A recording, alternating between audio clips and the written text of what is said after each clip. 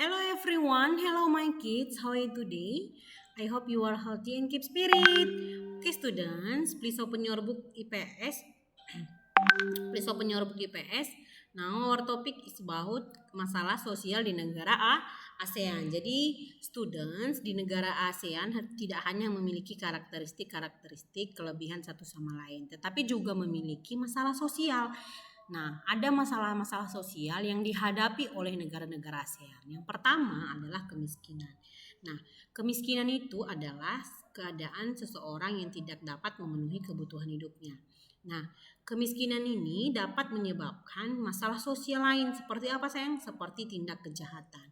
Jadi orang yang tidak bisa memenuhi kebutuhannya, tidak memiliki pekerjaan, nanti akhirnya apa? Dia melakukan tindak kejahatan. Salah satu contohnya apa? Mencuri ya. Nah, kemudian itulah masalah yang dihadapi oleh bangsa kita. Nah, seperti negara berkembang Indonesia. Nah, tidak hanya bangsa kita, tetapi ada juga bangsa lain seperti Filipina, Laos, Kamboja, dan Vietnam. Yang kedua, students, ada kriminalitas. Nah, kriminalitas itu adalah segala tindakan melawan hukum yang merugikan orang lain. Nah, kriminalitas ini terjadi di hampir seluruh negara di ASEAN ya, baik negara maju maupun negara berkembang ya.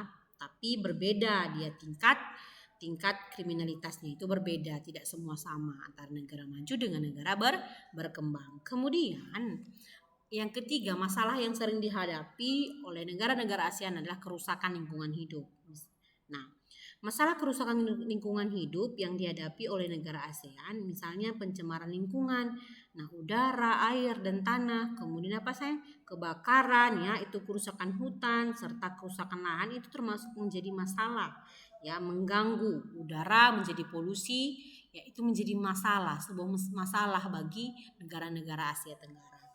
Nah, kemudian yang satu lagi adalah kepadatan penduduk. Nah, student, masalah kepadatan penduduk yang dialami oleh bangsa, nah terutama bangsa Indonesia ya dan negara-negara tetangga ada antara lain adalah pertumbuhan penduduk yang tinggi. Nah, pertumbuhan penduduk yang tinggi. Kemudian apa sayang? Kepadatan penduduk yang tinggi. Dan yang satu lagi adalah persebaran penduduk yang tidak merata. Jadi persebaran penduduk yang tidak merata